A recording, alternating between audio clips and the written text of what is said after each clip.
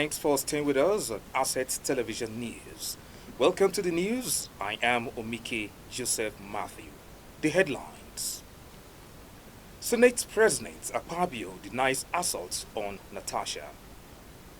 More troubles for Fubara as lawmakers get closer to impeachment. Edo government begins demolition of houses linked to kidnappers. All these and more coming up next. Thanks for joining us. Senate President Godswill Akpabio has categorically denied allegations of sexual harassment made against him by Senator Natasha Akpoti-Uduaghan, which is now before a court of competent jurisdiction. Akpabio, at the start of Wednesday's session, emphasized that he has always upheld respect for women and was even recognized as the most gender-friendly governor in Nigeria during his tenure. He urged the public to await the court's decision on the matter rather than drawing conclusions prematurely. That at no time did I ever attempt any sexual harassment on the said distinguished Senator Akpoti-Uduaghan or any other woman for that matter. I and my siblings were raised very well by my late single mother. She died in year 2000, through very difficult times, and I therefore have the highest regards for women. That at no time. Akpabio's denial comes amidst a backdrop of political tension and public debate, with some calling for his resignation and others defending his integrity. Meanwhile, a petition submitted by a senator representing Kogi Centre, Natasha Akpoti-Uduaghan, caused a stir in the Senate chamber on Wednesday in plenary. I believe, and please, would you stop turning off my microphone? I represent people, and I represent women who have been silenced. So permit me to speak without my microphone being silenced, dear sir, President of the Nigerian Senate. Order 10 on privileges. Coincidentally, I'm hearing any senator may rise at any time to speak upon a matter of privilege suddenly arising, and he or she shall be prepared to move without notice a motion declaring that the contempt of breach of privilege has been committed. I stand and I believe herefore, sir, that your denial, your refusal to accept and treat my petition before the Senate Committee on Ethics and Privileges and Abuse of my privileges, and I say forth that this matter is not before the court. The matter before the court is on the defamation and cyberbullying statements made by your special assistant on new media, Mr. Patrick Conform. Following her reaction, leader of the Senate, Opeyemi Bamidele, relying on Order 40, subsection 4, aligned Chief Whip Mohammed Mungono and called on Akpabio and the Senate to disregard the petition as it was done in error. According to Order 40, subsection 4 of the Senate Standing Rules, petitions authored by lawmakers and signed by them cannot be accepted by the Senate. Senator Bamidele thereafter called for a closed session to address the issues raised, but Senator Akpabio took note of his submission, but insisted that the plenary should continue since there were UK parliamentarians in the gallery. Order 40, sub 4, says no senator bringing a petition shall be the author. The essence of this rule is to allow us as elected representatives of the people, senators, to present and make petitions on behalf of our constituents. The alternative to that is the matter of privilege, Order 10. That's what we can do. Not to bring a petition. Mr. President, I sympathize with you. As a man being accused of sexual harassment, I am not going to comment on that because there will be an ample opportunity for the relevant authorities to deal with that. But I know, dear colleagues, that distinguished Senator Natasha went to court on a matter, then appeared on Arise TV on another matter, talking about sexual harassment. and the wife of the President of the Senate, Mrs. Uloma Akpabio, on behalf of the family, the children, went to court. However, the Senate referred the petition to the Committee of Ethics, Privileges and Code of Conduct for review. The Senate has dismissed the alleged sexual harassment petition filed by Senator Natasha Akpoti-Uduaghan, PDP Kogi Centre, against Senate President Godswill Akpabio. Senator Naida Omarswen, LP Edo South, chairman of the Senate Committee on Ethics, Privileges and Public Petitions, trashed the report on Wednesday during the probe session. He declared the petition dead on arrival, citing a breach of Order 40 of the Senate Standing Orders. According to Omarswen, Akpoti-Uduaghan signed the petition herself instead of having it endorsed by another individual, rendering it procedurally invalid.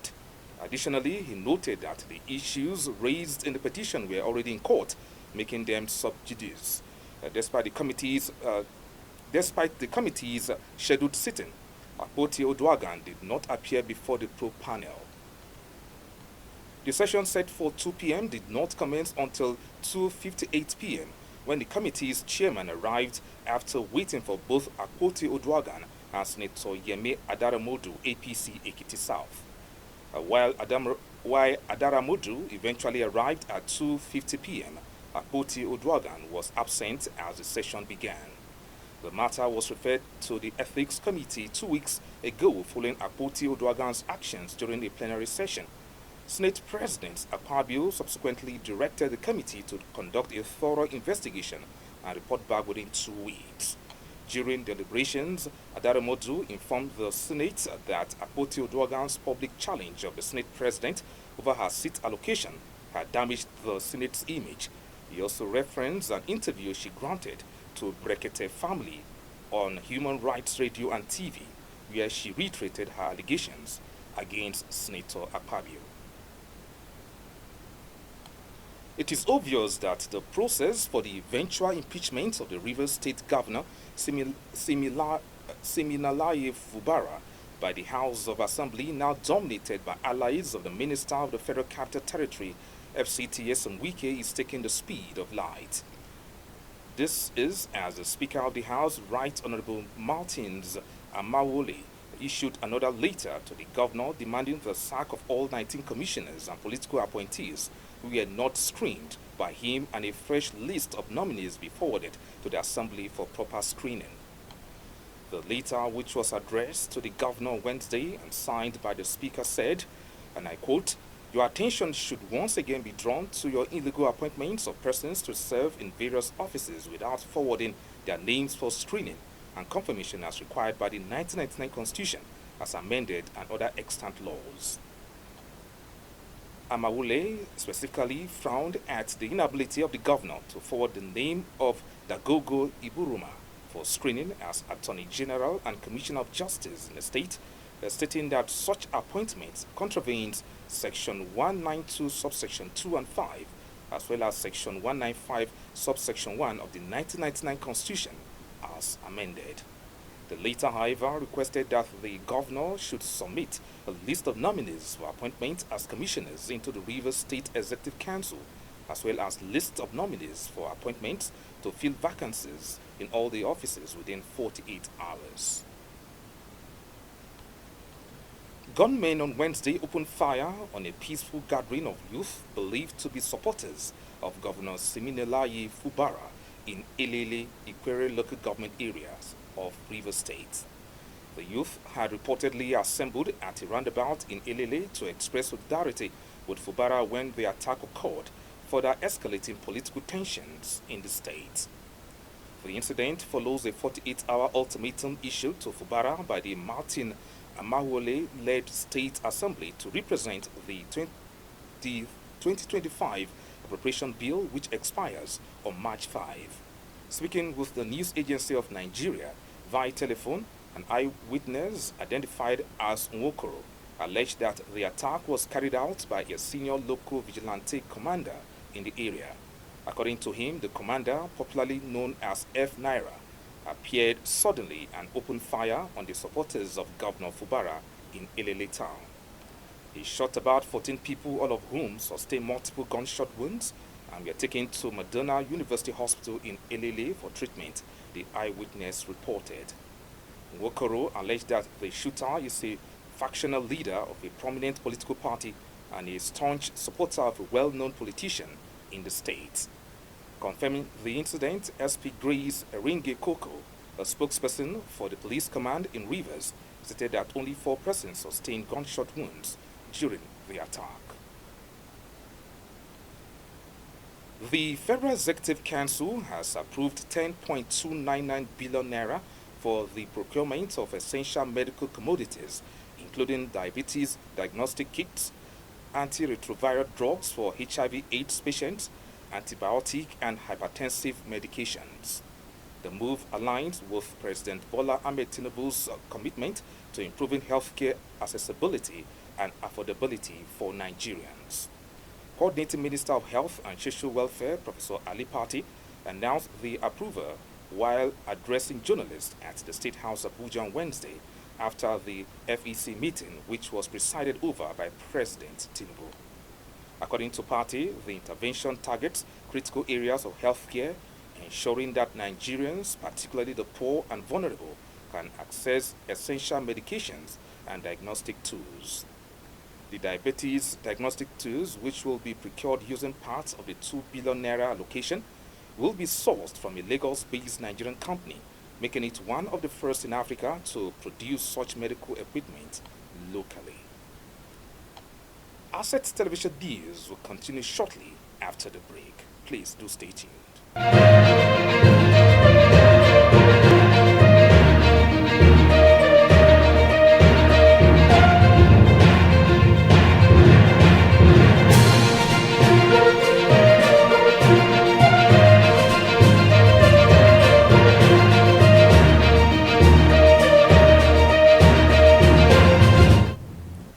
Welcome back to Asset Television News, and now the rest of the stories. Edo State government, in a bold step towards ensuring the safety of its citizens and curbing criminal activities in the state, has commenced the demolition of houses linked to kidnappers. Leading security personnel on the demolition exercise that took place in Ile, Isan West local government area, and Uromi, Isan Northeast local government area of Edo State. Special advisor to the governor on security, Mr. Akire Paul, said the demolition exercise was in accordance with the law. Stressing the state government's commitment to securing the lives and properties of its citizens, Mr. Akire emphasized that the administration of Senator Monday Ekwegbolo will not tolerate any house or establishment used as a hideout for kidnappers and other criminal activities in Edo State, and called on landlords to ensure proper profiling of their tenants before subletting their properties. The Lagos State Emergency Management Agency, LASEMA, has extricated 2 adult males with 6 injured persons from a building under construction that collapsed in Odiruwu Estate in Lekki area of the state. The agency's permanent secretary, Dr. Olufemi Oke Osaitolu, confirmed this in a statement on Wednesday in Lagos. Oke Osaitolu said the incident happened around 14 hours on Wednesday. Following distress calls received through the 767 and 122 emergency toll-free lines at 14 hours today, LASEMA activated its response team from the Lekki and Kappa bases. Upon arrival at 1400 hours at the incident scene, it was discovered that a 3-story building under construction had collapsed at aforementioned location. So far, 2 adult males have been extricated from rubble of the collapsed building, while 6 seriously injured adult males have been rescued and administered immediate medical care by the RRU pre-hospital care unit. They had been transported to Marina General Hospital for further treatment after the administration of the first medical care, he said. And now to entertainment news. The capture of Nigerian Afrobeat sensation Divine Ikobo, popularly known as Rema, on the cover of Days magazine for the second time has attracted global attention. In this new edition, the renowned singer dived into his creativity, highlighting the ancestral influences that have shaped his sound and artistry. The 24-year-old who posed for the magazine also reflected on his symbolic connection with bats, which he believed represented his unique artistic personality. Rema, in his Days magazine feature, emphasized that his influence in Afrobeat could not be underestimated. He had been celebrated for his distinct sound and artistic expression, as well as his immense contribution to the music industry. The Nigerian singer had collaborated with artists such as Selena Gomez, Chris Brown, AJ Tracey, and Y-Seals. He had also released several EPs and albums, including Rave and Roses, Rose Ultra, and He Is. His international success continued with his 2022 single, Calm Down, which featured a remix with American singer Selena Gomez. The song peaked at number 3 on the Billboard Hot 100 for Afrobeat songs and remained at the top of the Billboard chart for a record-setting 58 weeks. And to the foreign scene, security forces in South Sudan have arrested the oil minister and an army general who are senior members of the main opposition, sparking concerns that the peace deal that ended the civil war, may be under threat. General Gabriel Douab Lam and Piotr Kanchur, high-ranking figures of the Sudan People's Liberation Movement in opposition SPLM-IO, are both allies of Vice President Riek Machar, a rival of President Salva Kiir. Its military spokesperson, Colonel Lam Gabriel Paul, told the BBC that the government had given no reasons for the arrest. South Sudan is the world's newest nation after seceding from Sudan in 2011. But just 2 years later, a civil war erupted after Machar and Kiir fell out. About 5 years with 400,000 lives lost and 2.5 million people forced from their homes, a peace deal was agreed in 2018. But it has been fraught with issues ever since. Despite the arrest and increasing tension, President Kiir said South Sudan would not go back to war. Government spokesman Michael McCrewy told reporters in the capital Juba on Wednesday. Lesotho's government says it is shocked by U.S. President Donald Trump saying that nobody has ever heard of the Southern African nation. Trump, addressing the U.S. Congress in his first speech since his return to Oval Office, made the reference as he listed cuts made to what he said was wasteful expenditure. $8 million to promote LGBTQI+ in the African nation of Lesotho, which nobody has ever heard of, Trump said, eliciting laughter from some U.S. lawmakers. A spokesperson for Lesotho's Foreign Affairs Department told the BBC that Lesotho enjoyed warm and cordial relations with the U.S. Lesotho is one of the biggest beneficiaries of the U.S. African Growth and Opportunity Act, AGOA, which gives favorable trade access to some countries to promote their economic growth.